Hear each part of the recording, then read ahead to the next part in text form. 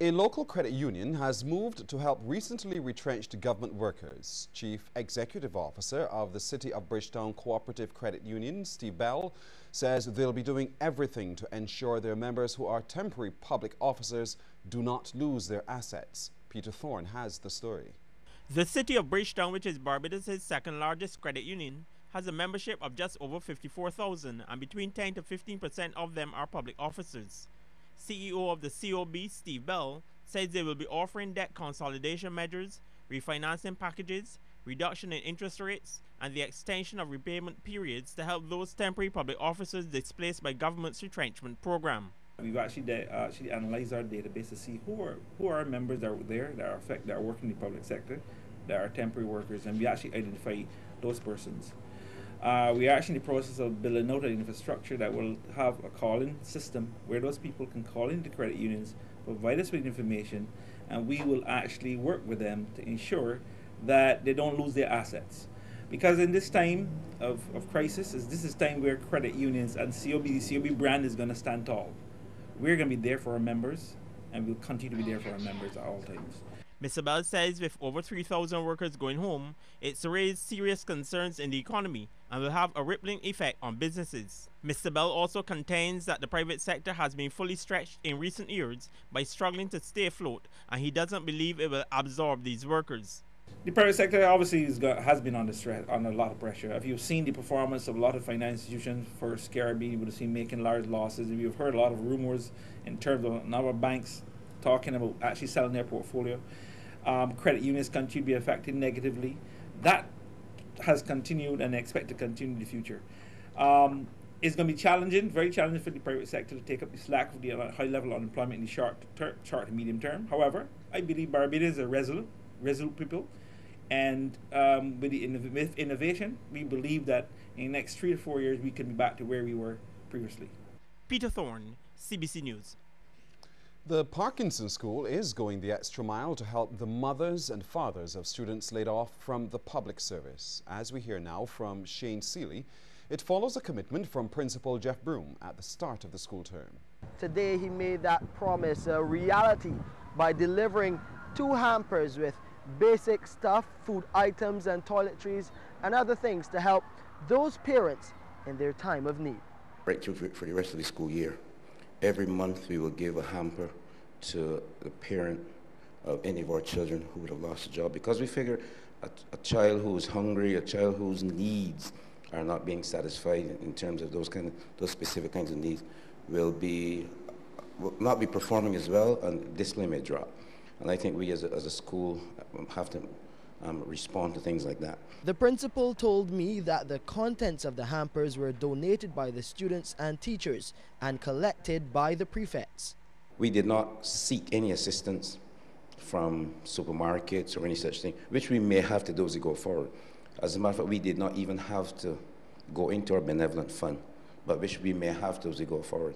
The assistance will not be limited to hampers alone. Mr. Broom says every effort must be made to ensure students get everything they need. We have a breakfast program at the school, so all those children will be entitled to free breakfast. We have a lunch program at the school. All those children will be entitled to free lunch. They will also get all of their books paid for. They will get their books free, let's put it that way. And any educational tour or such thing that they would have to pay for, the school will subsidize that, and they will not have to be like. So it's just a way of reaching out to say, you belong to us, we got to take care of you. Sharon Chandler, a former supervisor at the drainage unit, was very happy with the hamper, but she admitted she has very pressing issues to deal with now that she's on the breadline. It's like I got to move from where he is, so it's like I have to look for a house and stuff like that, so it's very difficult. Now Mr. Broom says he will be monitoring the situation over the next 6 months, as he expects the demand will increase, because as more people are sent home, that will mean more parents on the breadline and possibly more of them in need of assistance. I'm Shane Seeley for CBC News. The leader of the fledgling People's Democratic Congress, Mark Adamson, is predicting a social fallout in Barbados as a result of the public sector layoffs by government. He made the comment as he mounted a one-man protest in Broad Street to oppose the move. He says public sector workers have responsibilities and he's called on government to rethink its policies.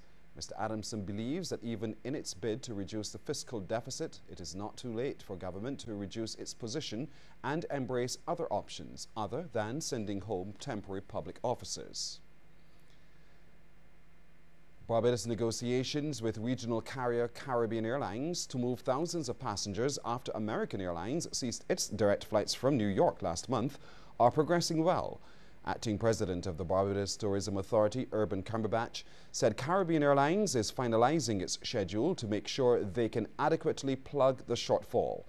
The airline is offering flights from Port of Spain to Barbados onto New York and back. Mr. Cumberbatch is optimistic flights can start in the second or third quarter of this year. JetBlue, they have come to the rescue in a way. And the shortfall of 54 seats that we had, they have made up to the point where we only have 19 now to bring us back to the capacity we had before. We won't have to do a heavy thrust of marketing because right now the demand is there. If you try to get out of Barbados going through Miami and even going to JFK direct with JetBlue, the flights are going very well. So we don't think we'd have to do any extra marketing at this stage. It's a great opportunity for Cal. Lawmen are probing a theft at Tropicana Jewelers in Swan Street, the city. This after a man stole several chains from a display shelf of that store around 8:15 this morning. Lawmen say the man, who was at the time wearing a white hat, a basketball jersey over a black t-shirt and light blue jeans, escaped on a bicycle. When the CBC News team visited the jewelry store, the owner declined to comment. The police are also investigating a report of a theft of jewelry and money from a Sandy Lane St. James home. The incident reportedly occurred around 3 o'clock this morning when two armed men wearing masks pulled off the robbery. The Royal Barbados Police Force has confirmed that the heist was a significant amount, and CBC understands, all told, the jewelry and money taken amounted to nearly $1 million. The Supercenter store at Big B at Rendezvous had to be closed today after what was initially suspected to be a gas leak. Director of Operations Richard Cox tells CBC News that staff and customers were evacuated and the all-clear eventually given, but management decided to close for the remainder of the day. He says a few staff members were taken to the doctor after complaining of not feeling well. Around 1 o'clock or so, there was a scent in the store which resembled that of gas. And as a precaution, we evacuated the store. All the staff, as well as customers that were in the store, and the MPC, as well as the fire service, were called in. It turned out that it was not gas in the end. It was some equipment that was being serviced at the rear of the store, and the scent coming from the oil was similar to that of gas. So the MPC and the fire service eventually gave us the all clear, but we let the store air out for some time, try and get the scent out of the store. However, it's still lingering somewhat, so we've made the decision to keep the store closed for the remainder of the day, and we will open as normal tomorrow morning at 8 o'clock. The police are asking your assistance tonight in locating a missing 6-year-old girl. She is Stephanie McLean, a student of the Westbury Primary School. She was last seen at the school between 3 o'clock and 3:15 this afternoon. Stephanie has been described as dark in complexion, of average height, slim build. In addition to the Westbury School uniform, she was wearing 2 blue ribbons, blue socks, and a pair of black shoes. Anyone with information regarding this missing girl should contact the nearest police station as soon as possible. A suggestion tonight from a university lecturer that Barbados and the Caribbean carry out their own studies to find out what strains of the human papillomavirus are prevalent here. According to Dr. Suzanne Workman, a study conducted in 2008 found that types 16 and 18 are prevalent, and while other variants were detected, there isn't much information on those. The lecturer in medical microbiology says the vaccine being used in Barbados, Gardasil, treats those strains. She thinks, however, it might be useful to gather more information about the other types. So in the Caribbean, we have a high incidence of infection with multiple HPV types, high risk of progression as a consequence of those multiple types. We often find oncogenic types that are not necessarily in either of the 2 vaccines. So the vaccines must really be able to protect against other types other than what's in them. So you were looking for cross protection.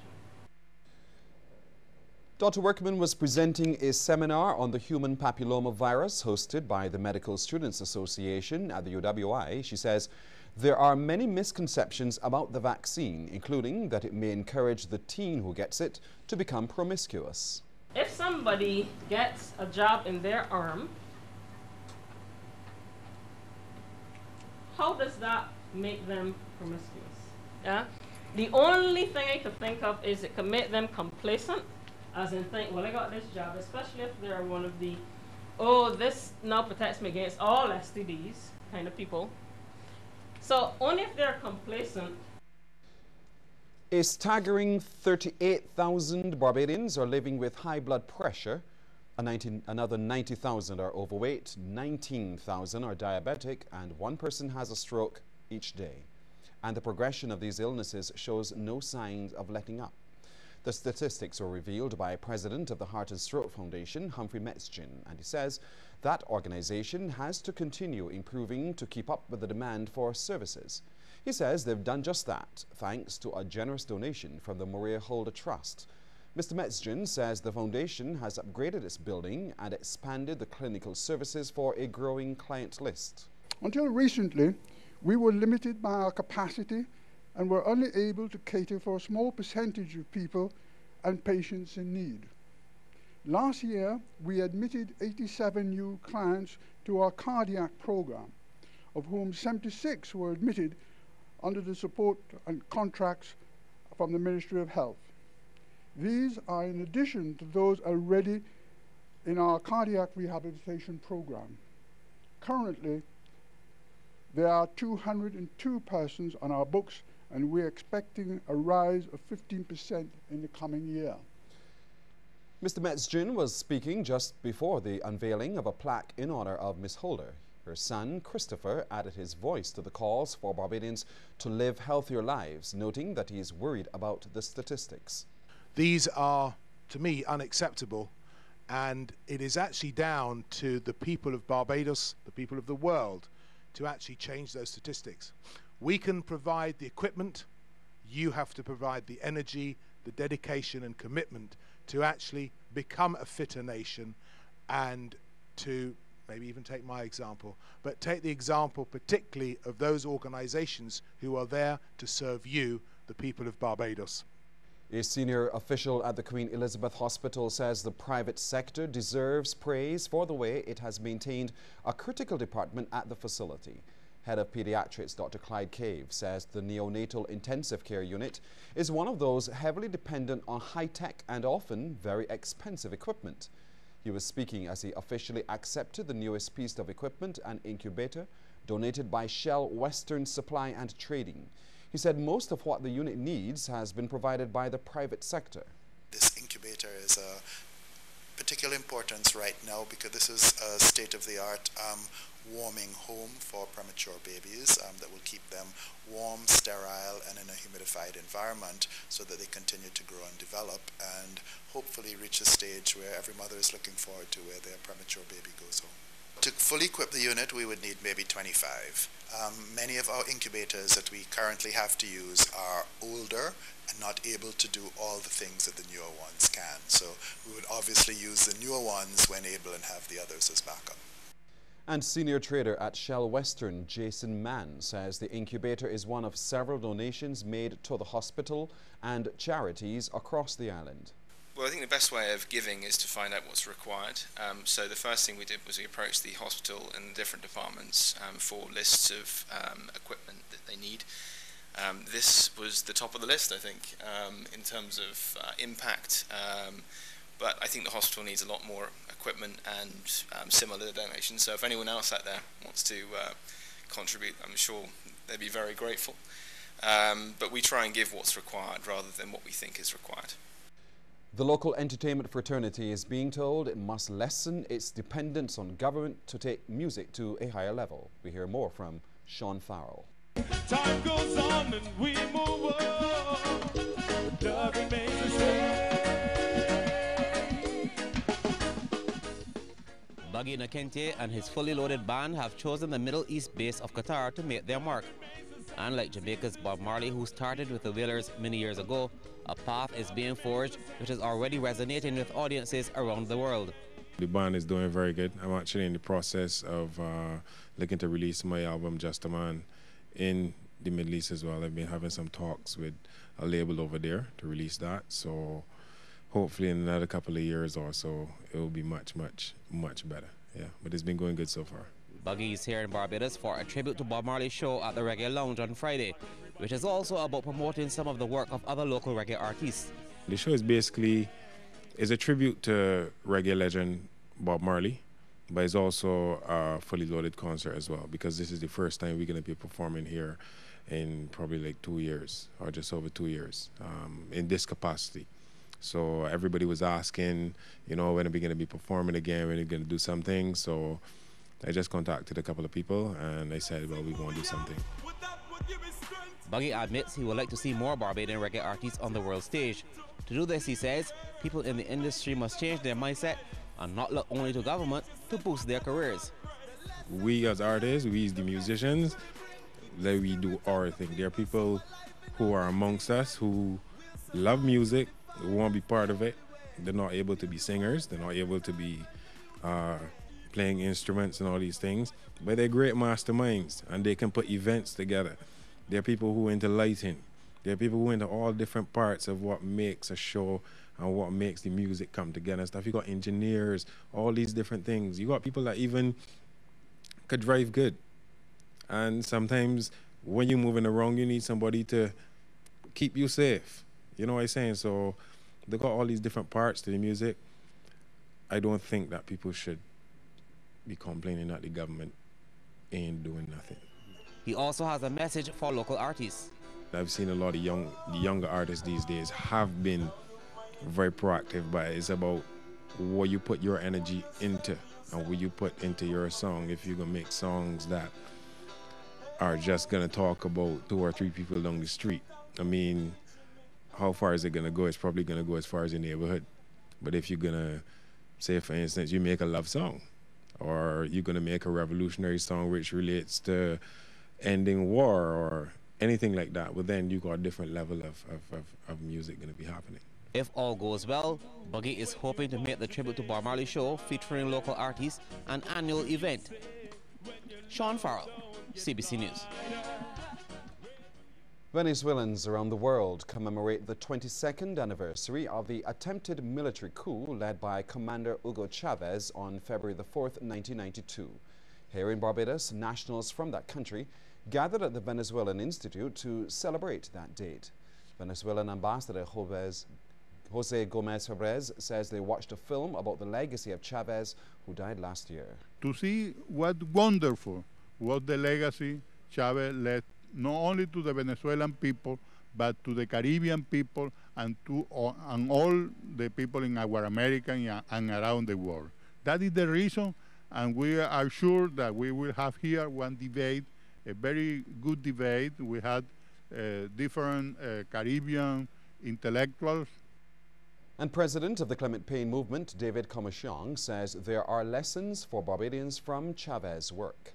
We are now at a stage where we are talking about restructuring our economy and society, and I fear that we are in danger of going that neoliberal route, this whole-scale privatization, this whole-scale opening up, this rolling back of the programs and benefits of workers and working class people.